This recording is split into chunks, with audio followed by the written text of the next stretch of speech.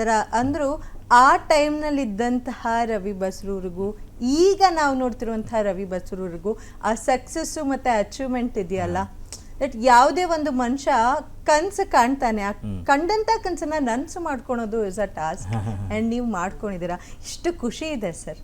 ಖಂಡಿತ ಖುಷಿ ಇದೆ. ಹಾಗೆ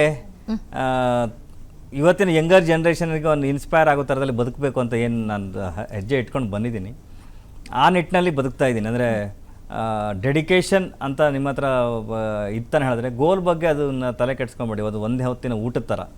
ಈಗ ಒಂದು ಗೋಲ್ ಏನೋ ಇಟ್ಕೊಂಡ್ರೆ ಅದು ಆವತ್ತಿಗೆ ಮುಗೀತು, ಅದು ಮುಗ್ದಾದ್ಮೇಲೆ ಏನು. ಸೊ ಏನು ಬರುತ್ತೆ ಅದರಲ್ಲಿ ನಮ್ಮನ್ನು ನಾವು ಹೇಗೆ ತೊಡಗಿಸ್ಕೊಳ್ಬೋದು, ಹೇಗೆ ಇನ್ನೊಬ್ಬರಿಗೆ ಮಾದರಿ ಆಗ್ಬೋದು, ಈ ರೀತಿ ಬದುಕನ್ನು ಬದುಕಬೇಕು ಅಂತ ನಾನು ಬದುಕ್ತಾ ಇದ್ದೀನಿ. ಆ ನಿಟ್ಟಿನಲ್ಲಿ ಒಂದಲ್ಲ ಒಂದು ಪ್ರಯೋಗಗಳಿಗೆ ನಾನೇ ಅದು ಒಗ್ಗಿಕೊಂಡು ಅದನ್ನ ಏನು ಮಾಡ್ಬೋದು ಅದನ್ನ ಮಾಡ್ತಾ ಇದ್ದೆ ನಾನು.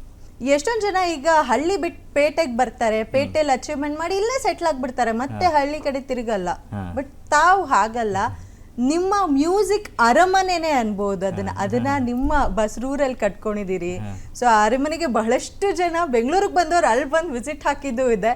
ಸೊ ಆ ಅರಮನೆ ಬಗ್ಗೆ ಹೇಳೋದಾದ್ರೆ ಅದು ನನ್ನ ಜೀವನದಲ್ಲಿ ಮುಖ್ಯ ಘಟ್ಟದ ಹೆಜ್ಜೆ. ಅಂದರೆ ಬದಲಾವಣೆಗೆ, ಇಡೀ ಪ್ರಪಂಚಕ್ಕೆ ನಮ್ಮ ಪ್ರಕೃತಿ ಒಂದು ಬದಲಾವಣೆಗೆ ಒಂದು ವರ್ಷ 2 ವರ್ಷನೇ ಕೊಟ್ಬಿಡ್ತು ಲಾಕ್ಡೌನ್ ಅನ್ನುವಂಥದ್ದು.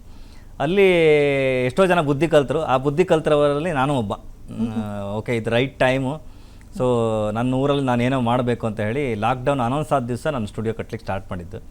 ಲಾಕ್ಡೌನ್ ಮುಗಿಯೋಷ್ಟೊತ್ತಿಗೆ ನಾನು ಸ್ಟುಡಿಯೋ ಕಟ್ಟಿದೆ. ಸರ್ ಆ್ಯಕ್ಚುಲಿ ಸ್ಥಳ ಫೇಮಸ್ ಆಗಿರುತ್ತೆ, ಆ ಫೇಮಸ್ ಆಗಿರೋ ಸ್ಥಳ ಹೆಸರನ್ನ ನಮ್ಮ ಹೆಸರಿಗೆ ಸೇರಿಸ್ಕೊಳ್ಳೋದು ನೋಡಿದ್ದೀವಿ. ಆದರೆ ನಿಮ್ಮ ಹೆಸರಿಗೆ ಬಸ್ರೂರು ಬಂದ್ಮೇಲೆ ಬಸ್ರೂರು ಬಹಳಷ್ಟು ಫೇಮಸ್ ಆಯಿತು. ಎಷ್ಟೊಂದು ಜನ ಬರೀ ಕರ್ನಾಟಕಕ್ಕೆ ಮಾತ್ರ ಅಲ್ಲ, ಪ್ಯಾನ್ ಇಂಡಿಯಾಗೆ ಬಸ್ರೂರು ಅಂದ ತಕ್ಷಣ ಓ ರವಿ ಅವ್ರದ್ದು ಅನ್ನೋ ಲೆವೆಲಿಗಾಯ್ತು. ಆ ಖುಷಿನ ಗ್ರಾಮದಲ್ಲಿರೋರು ಎಷ್ಟು ವಿಜೃಂಭಿಸ್ತಾರೆ ಸರ್. ಇಲ್ಲ, ನನ್ನ ಒಂದೇ ಮಾತಲ್ಲಿ ಹೇಳಬೇಕಂದ್ರೆ ಚಿನ್ನದಂಥ ಊರು, ಚಿನ್ನದಂಥ ಜನ. ನನಗೆ ಇಲ್ಲಿ ತನಕನೂ, ನನ್ನ ಬಾಲ್ಯದಿಂದ ಇಲ್ಲಿ ತನಕನೂ ನನ್ನ ಪ್ರತಿ ಹೆಜ್ಜೆಗೂ ನನಗೆ ಬೆಂತಟ್ಟಿ ನನ್ನ ಹುರಿದುಂಬಿಸಿದಂಥ ನನ್ನ ಜನ. ನಾನು ಭಜನೆ ಕೂತಾವಾಗಲೂ ಅಥವಾ ಏನೇ ಭಕ್ತಿಗೀತೆ ಮೊದಲಿಗೆ ಕೆಸೆಟ್ ಮಾಡಿದೆ, ಅದಾದಮೇಲೆ ಸಿನಿಮಾ ಮಾಡಿದೆ, ಆಲ್ಬಮ್ಗಳು ಮಾಡಿದೆ. ಪ್ರತಿಯೊಂದು ಹೆಜ್ಜೆಯಲ್ಲೂ ನನಗೆ ಬೆನ್ನೆಲುಬಾಗಿ ನಿಂತು ನನ್ನನ್ನು ಗುರುತಿಸಿ ನನ್ನನ್ನು ಬೆಂತಟ್ಟಿ ಹರಿಸಿದಂಥ ಜನ. ಹಾಗಾಗಿ ರವಿಯ ಜೊತೆಗೆ ಬಸ್ರೂರು ಸೇರಿಸಿದ್ದು.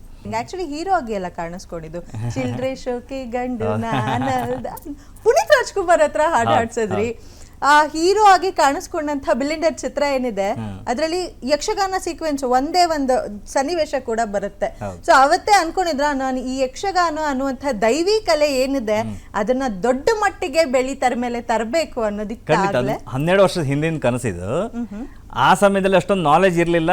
ಅದಾದಮೇಲೆ ನಾವು ಆರ್ಥಿಕವಾಗಿಯೂ ಸದೃಢನಾಗಿರಲಿಲ್ಲ. ಬಿಲಿಂಡ್ರಲ್ಲಿ ಒಂದು ಸಣ್ಣ ಸೀಕ್ವೆನ್ಸನ್ನ ಟ್ರೈ ಮಾಡಿದ್ದು ನಾನು ಅಷ್ಟೇ. ಅಂದರೆ ನೋಡುವ, ಒಂದು ಡ್ರೀಮ್ ಸೀಕ್ವೆನ್ಸ್ ಅದಲ್ಲಿ ಹೋಗಿ ಅದನ್ನು ಟ್ರೈ ಮಾಡಿ ನೋಡುವ ಅಂತ.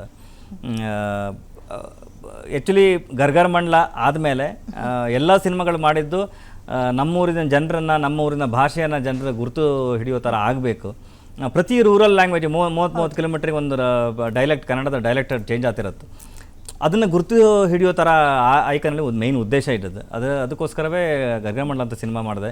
ಅದಾದಮೇಲೆ ಬಿಲಿಂಡರ್ ಅಂತ ಸಿನಿಮಾ ಮಾಡಿದೆ. ಬಿಲಿಂಡರ್ ಸಿನಿಮಾ ಎಕ್ಸಾಕ್ಟ್ಲಿ ಮಾಡಿದ್ದು ರಿಷಬ್ ಶೆಟ್ಟಿ ಅವರಿಗೆ. ಅವರು ಆ ಟೈಮಲ್ಲಿ ಒಂದು ಸಿನಿಮಾ ಶೂಟಲ್ಲಿದ್ದರು. ಮುಗಿಸ್ಕೊಂಡು ಬಂದಾದ್ಮೇಲೆ ಅವರಿಗೋಸ್ಕರ ಮಾಡೋದಂಥ ಕತೆ ನಾವು ಡಿಸ್ಕಸ್ ಮಾಡಿ ಎಲ್ಲ ಆಗಬೇಕಂತ ರೆಡಿ ಆಗಿತ್ತು. ಬಟ್ ಕಾಲ ಕೂಡಿ ಬರಲಿಲ್ಲ. ನಮ್ಮದು ಪ್ರತಿ ವರ್ಷವೂ ನಾವು ಈ ಮಕ್ಕಳ ರಜಾ ಟೈಮಿಗೆ ನಾವು ಶೂಟ್ ಮುಗಿಸೋದು.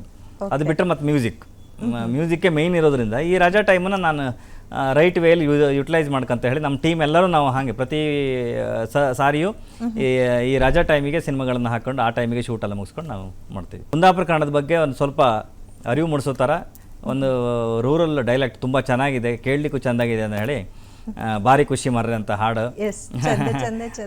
ಅದಾದಮೇಲೆ ಅದಕ್ಕಿಂತ ಮೊದಲು ಅಪ್ಪು ಸರ್ ಹತ್ರ ರಿಕ್ವೆಸ್ಟ್ ಮಾಡ್ಕೊಂಡು ಇದೊಂದು ಚಿಲ್ಡ್ರಿ ಶೋಕಿ ಗಂಡು ಹಾಡಿಸಿದೆ.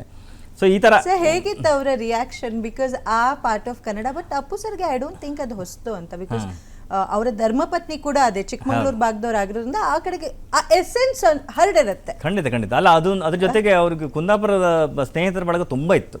ಓ ಹೌದಾ?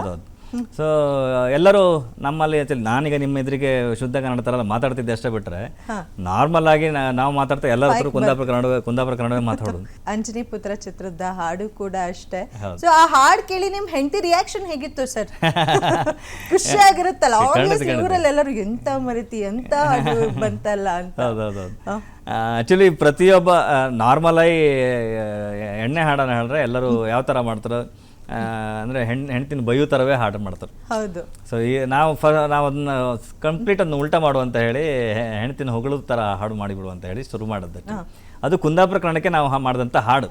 ಸೊ ಅದೇ ಒಂದು ಲೈನ್ ಸರ್ ನಮಗೋಸ್ಕರ. ಬಾರಿ ಖುಷಿ ಮರ್ರೆ, ಕಮಾನ್. ಬಾರಿ ಖುಷಿ ಮರ್ರೆ ನಂಗೆ ನನ್ನ ಹೆಣ್ತಿನ ಕಂಡ್ರೆ, ಒಂದು ಚೂರು ಬೈಯೋದಿಲ್ಲ ರಾತ್ರಿ ಕುಡ್ಕ ಬಂದ್ರೆ, ಟಿವಿ ರೇಡಿಯೋ ಎಂತ ಬೇಡ ಅವಳು ಮನೆಗಿದ್ರೆ, ಅವಳು ಅಂತ ಇಲ್ಲ ಕಾಣಿ ನಾನು ಊಟ ಮಾಡಿದೆ, ನನ್ನಕ್ಕಿಂತ ಚೂರು ದಪ್ಪ ಅವರು ನಂಗೆ ಅಡ್ಡಿಲ್ಲ, ಅವಳು ಕಣ್ಣು ಬಿಟ್ರೆ ನಂಗೆ ಮಾತು ಬತ್ತಿಲ್ಲ, ಅವಳು ಸೀರೆ ಉಟ್ಕ ಬಂದು ಎದುರು ನಿಂತು ಕೂಡ್ಲೆ ಮನ್ಸು ಹೇಳತ್ತೊಂದು ಮಾತು, ಚಂದ ಚಂದ ಚಂದ ಚಂದ ನನ್ನ ಹೆಂಡ್ತಿ, ಮೂಗಿಂತುದಾಗ ಸ್ವಲ್ಪ ಸಿಟ್ಟು ಜಾಸ್ತಿ, ಚಂದ ಚಂದ ಚಂದ ಚಂದ ನನ್ನ ಹೆಂಡ್ತಿ, ನನ್ನಂತ ಗಂಡನಿಗೆ ಒಳ್ಳೆ ಆಸ್ತಿ. Wow, amazing. ತುಂಬಾ ಖುಷಿ ಆಯ್ತು ಈ ಹಾಡನ್ನು ಕೇಳಿ. ಈ ಹಾಡನ್ನ ಅಪ್ಪು ಸರ್ ಹತ್ರ ಹಾಡ್ಸಿರೋದು ಒಂದು ಪ್ಲಸ್ ಪಾಯಿಂಟ್. ಆದ್ರೆ ಗ್ಯಾರಂಟಿ ನ್ಯೂಸ್, ಸುದ್ದಿ ಖಚಿತ, ನ್ಯಾಯ ನಿಶ್ಚಿತ.